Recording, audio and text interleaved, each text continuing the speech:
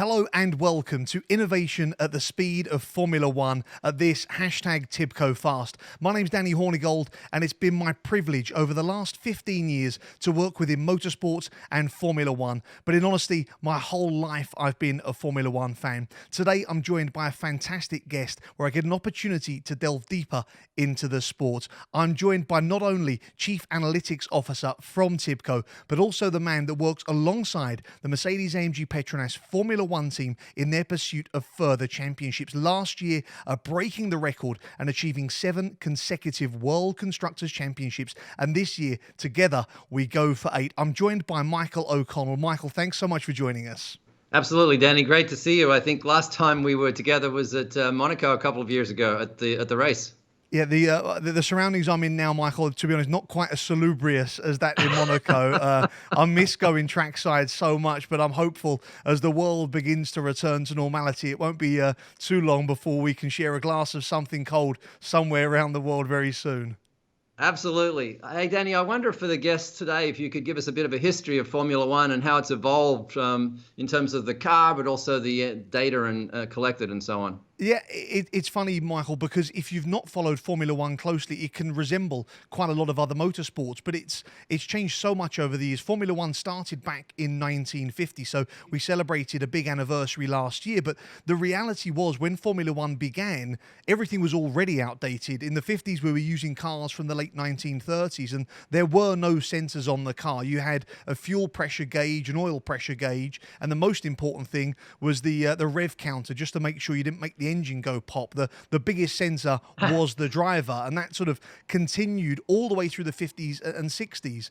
And then in the 1970s, we had just those first semblances of data. So a tiny bit of telemetry collected by the car, and then when it came into the garage, you could plug it in and get something out of it. But it started to really change as we stepped into the 80s. So you'd suddenly get radio bursts. We moved to turbo-powered engines, which are a little bit more complicated. So fuel injections and turbo pressure needed to be monitored. So we began to get diagnostic checks you could run using telemetry systems, telemetry coming back on the lap. But really, it was the 90s, Michael, to be honest. In the 90s, it changed completely. Many of the sort of innovations that we just take for granted nowadays, they really came about and were developed in what we consider the world's fastest moving laboratory in Formula One. So we had traction control, ABS, power steering, power braking, semi-automatic gearboxes, which we take for granted. We had full active ride height suspension, so the cars could change their ride height on a lap, and all of a sudden, this massive data started coming off the car, and fairly obviously, we want to see our athletes and our sports people delivering on their own. And so all of that was banned. And so the driver aids were taken away, but it didn't stop data becoming prevalent in Formula One. And it's just grown exponentially, not just on track, but of course, the way the teams work in simulation. And we sort of reached a point now where 30,000 channels of data across a weekend, and each car together, everything amplified up at track, a couple of terabytes of data off these two things with 4 wheels that go around in circles as fast as they can is sort of a crazy sport really now, Michael. No, it's incredible. I mean, all the way from the factory, the car design, to the car configuration and setup, and then trackside, as you mentioned, terabytes of data coming back from a weekend, and then unpacking that and figuring out how to set up the car for the next race. It's a very, very data intensive sport. I think what amazes me is, again, for people who don't watch Formula One regularly, there are 23 races this year, the most in history. There's sort of a race every other week, and there's no other global sport that attracts the kind of viewing figures. We're looking at almost 500 million eyes that'll look at Formula One across a year. The only thing that's comparable to that is the Olympics, which is every 4 years, or the Soccer World Cup that's every 4 years. And I know Mercedes talk about, to prepare a car for a season is 1 million human hours in design, development, and manufacture. But I guess, for me, I said I've been working in the sport, but I'm always sort of outside the doors, if you like, looking in. I don't really get to actually see what goes on in the inner workings. And Michael, I'd love to know from yourself, this year, we've got 3 days of testing. There is no other sport in the world where you're basically not allowed to practice. How on earth do we prepare for a season when we can't be taking these mules and prototypes out on track? Well, it's all about digital twins. We've got digital twins for pretty much every aspect of the car that you can imagine. And I think maybe we can start with some of the car design and manufacturing work that happens, and how we configure the car and set it up and design it. With respect to, say, its aerodynamic properties. That's an area of great interest and great data science work that goes on there, Danny. So I can tell you a bit about that if you like. Yeah, let's delve in. One of the key things in Formula One is the aerodynamics. We can generate 5 times the downforce of even the world's greatest supercar. These cars could literally drive upside down on a tunnel, even doing half of their top speed. But we can't test that out on track. We've got to do that in the virtual world. And this year, we're limited on the time we've got to do that more than ever. Yeah, no, exactly. It's all about making the most of the time that you have in the wind tunnel to set up the aerodynamics and try out, as many different ideas as you can. So the way we've figured out how to maximize the time in the wind tunnel is we've trained up some data science models, and they're models of models, ensemble models actually, on all the runs that we have available to us, so that we can predict that downforce as a function of all the car configuration parameters.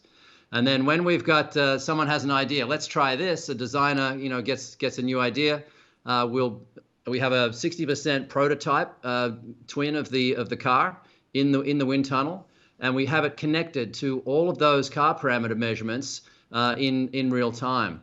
So we take that trained model, and then we feed in the data coming off of those car configuration settings, and we score that model. We predict from that model every few seconds, and we're calculating the probability that the current set of conditions is going to beat the best one that we've seen to date.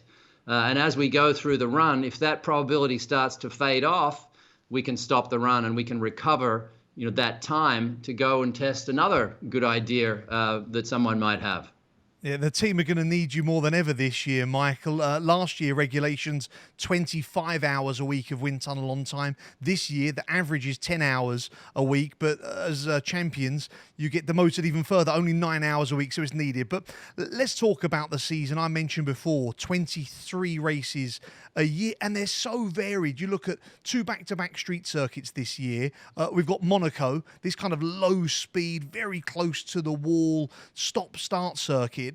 And then we go to another street circuit straight after, 230 miles an hour with one of the highest speeds in Formula One in Baku. How on earth are you preparing when you can't test prior to the weekend? It just seems impossible. Well, we've got a lot of data from the past races of being on that track or in general. And we, from the digital twin models, we do a lot of simulations. And those simulations, we do thousands of simulations on thousands of variables that are involved in the car setup. So you multiply all that up, and it's actually billions of combinations of parameters that we're testing in the simulations that, going into the race. And we're looking for the best combination of settings for that track, for that driver, for that weather that we're going to experience. And out of those millions of simulations that we do, the engineers have got those on their laptop in our TIBCO Spotfire product. And those pre-event simulations are used up and down the team, at the factory, with the engineers. They even pull up Spotfire on the airplane, or trackside on the way from the airplane to the track, constantly tweaking and understanding how to find that best combination. The simulations cover things like the suspension and the potential wind effects, and those setups are constantly tweaked.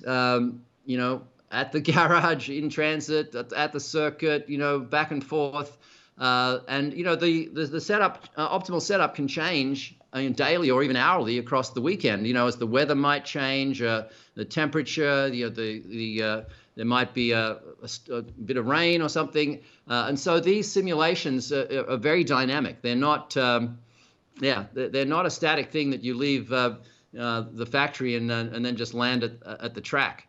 Let's And delve into that, Michael, because we've seen now that you're limited. There's only 60 personnel that are allowed trackside. And you talk, I remember speaking to a driver that raced in the 90s, and he said, look, when you got trackside, you kind of had 30 things you could change to get your setup right. Now there's literally millions of combinations you could put together. So you're working to reduce that parameter to get ready. But right. once you're there trackside, there's no testing. You've done your 3 days pre-season, so you've got 4 hours, and it's practice. And most people think it's the drivers practicing, but it's not. They're ready in a few laps. It's tweaking that car in only 4 hours to be race perfect. What does the journey look like over the weekend for these different circuits? We arrive. What happens from Friday morning? How is TIBCO enabling the team through that weekend? Yeah, so when we first get to the track and the driver goes out and gets those first laps, on the practice day, when they come back, the team talks to them. Did you have to understeer on this corner? Did you have to oversteer? The simulations are not just about the car setup itself, but we have a driver in loop simulator that runs back at the factory as well to get make it the touch of the wheel on that particular track. Be the best that it can be, for the driver. So that interview, coming back from those first laps is important. But the other interesting thing I'm probably real proud of is that everybody stands around and looks at those spot fire analyses. And when I say everyone, I mean Toto, Lewis and Valtteri, the drivers, James, and they all look at these the way we've chosen the parameters, and they agree on what the setup is going to be for the qualifying and for the race day. But it's, you're constantly tweaking and looking at different simulations to lock in on the optimal settings. And you can look at, what is a particular parameter. I might have done a simulation changing by a millimeter, one of the variables, and just look at and see, what is the setting that we think is going to work for the setup that we've encountered and the track, the conditions. And like to your point, Danny, sometimes we haven't even been on a track before, or other times, I think last year, Silverstone was resurfaced before we got there, and our simulations were on, data from the older surface. Things down, in Monaco, you can be affected by if they've, it's on a public road. So if they've done repairs to the road or put down new paint, you can be affected by that even. Yeah, they open the roads up on the Saturday night, so even if someone's partied too hard, it can have an effect on how we deal with Sunday. Right. Let's look. I mentioned there you got practice, we go to qualifying, but there's only points given out on Sunday on the race day. 25 points go to the winner. That's what we're after every weekend. But it's not just the driver that's racing flat out. It's the people you've mentioned with the headphones on in the garage at the central engineering station. They're racing just as hard over that day. But those critical decisions, they're not easy, are they? And I'll just explain quickly for those who don't follow Formula One closely. We used to be able to change tyres relatively frequently because there was no speed limit in the pit lane. You could do 200 miles crazily through the pit lane. Now you're limited to 50 miles an hour. So a pit stop is a big sacrifice. You're going to lose 20 or more seconds in the pit lane. It means when you make that choice and when you move on to that tyre, difficult analysis. When do you go for the overtake? None of that easy, Michael. No, absolutely. And, also the regulations there, it's quite interesting. Like, the first qualifying, Q3, you get out there and you got to make the cut basically. And then if you get into the second qualifying Q2, then this Q2 is important because whatever tire you use on your fastest lap in Q2 is what you have to start race day on. And so you have a little bit of strategy there about you want to get through, you don't want to get knocked out, and you want to preserve your new tires for race day, but that, your fastest lap in Q2, is then used, to start the race. And so some tracks like Monaco, you want to get the pole. You really set up the car for Saturday qualifying because if you get pole position, it's difficult to get an overtake in Monaco. But you also want to make sure that you've got a tire that you're going to start on that's going to give you some longevity. So maybe you want to do Q2 on a medium tire so that you get to start on the medium tire. But you might, on Q1, the final qualifying day, you might get out there with a soft tire to see what you can get, right? So it's a strategy just in the tire selection, Danny, right? That balance, I mean, we talk about tire wear, there's only 2 millimeters of usable rubber on the tires. People talk about getting the tire into the right temperature window, which is great, right? But the tire can change temperature by 100 degrees Fahrenheit in one corner. So that balance is unbelievable. But before we move on from this sort of race day thing, Michael, one of the things that I've noticed is prior to TIBCO being with Mercedes, I remember speaking to an engineer just saying, our data, it must be growing exponentially in the sport. And they just said, look, maybe back at the factory, but trackside, we don't need any more because we can't look at it till the weekend has gone by. And then we go, oh, yeah,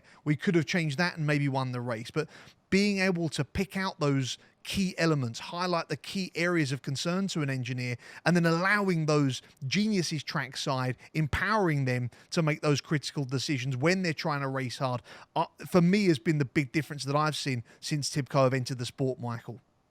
Yeah, absolutely. And you mentioned about understanding the car performance in terms of being able to overtake the car in front. That's an important consideration on race day, and that is a function in large part on tire wear. You want to be able to have a good tire on your car in terms of the car that is in front of you. You want the tire differential, the wear differential to be in your favor. And so for every tire, we construct predictions of tire wear, as a function of lap, or as a function of time on the car. And so we kind of get a feel for, with our overtakes model, it's like we've got a model for tire wear that goes into that. We've got, the track and the position on the track, the gap to the car in front, the latent speed differential. We've trained up models that take into account, all those variables so that we know when we're going to be able to have a big run at an overtake of the car in front. And that model has to work for the small section of the parameter space that is important. So, a second gap to the car in front, certain parts of the track, the tire differences. We're constantly evaluating the tires. You don't want to fall off a cliff, which is, a phrase, as you know, Danny, for It's just the running out Formula of One time, phrase. right? Michael, to wrap things up, I want to talk about our great leader previously, of course, Niki Lauda, sadly no longer with us, but Niki hated to lose, but he said everything he ever learnt was from the losses that he took. And really, like any sport or business, it's not just taking the win and the champagne. The drivers don't go out and party then. They're in an engineering debrief afterwards. And win, lose or draw, there's a huge amount of work and learning being done after the race that we can carry forward. No, that's exactly right. So we take the race data, as you mentioned, it can be in the terabytes, feed that into the other data that we're using for the simulations, and we get ready for the next weekend. And so it's important to be able to zone in on particular race moments that happened and understand, what happened from that. So being able to retrieve the data at those, components, whether it's at the race start or when we were driving really fast or what it is, how do we go in and decompress and unpack what happened and then incorporate that into the models, the simulation models for the next weekend. So you kind of look at those deltas and then you model the delta in terms of the parameters and find the important variables that can close the gap, for the following weekend. So we do a lot of simulation sweeps across the tracks, the drivers, the seasons to get the best data that we can to learn from what happened, and we feed those back into the simulation sweeps for the next weekend, and always looking out for anomalies that might be able to tune the car in a better way and do it all over for the next track and the next race, essentially, Danny, with the learnings of the most recent race. Yeah, that great quote to finish first you must finish, and making sure that reliability is there through all the force. Michael, it's always such a pleasure to talk to you. And I think Formula One sometimes can seem a little bit inaccessible, but for all of our guests watching TIBCO Fast right now, I think the key thing is 22 races still to come this season, all across the world. For those brave enough, they can get up and watch bright and early these early European races at Imola and Portugal. We sweep through Europe and some amazing places, but then North America and the circuit Gilles Villeneuve till the latter part of the season, and some nice easy ones for people getting up to watch the race in Austin at Circuit of the Americas and Mexico. But ultimately, at TIBCO, you are part of the team. You're part of a challenge this year for everyone watching as we go for 8 consecutive championships together. Again, watch on ESP or ESPN, or ESPN2. Jump onto the TIBCO website and find out how that competitive advantage is coming about and the team social channels, and keep up to date. Michael, I'm going to let you get back to making sure we're fast enough to challenge to win the next Grand Prix. But thanks everyone for watching, and we'll see you at a race somewhere very soon. Always fun, Danny, to be with you. Let's catch up during the season. Yeah, Monaco, I hope. Yeah, there you go.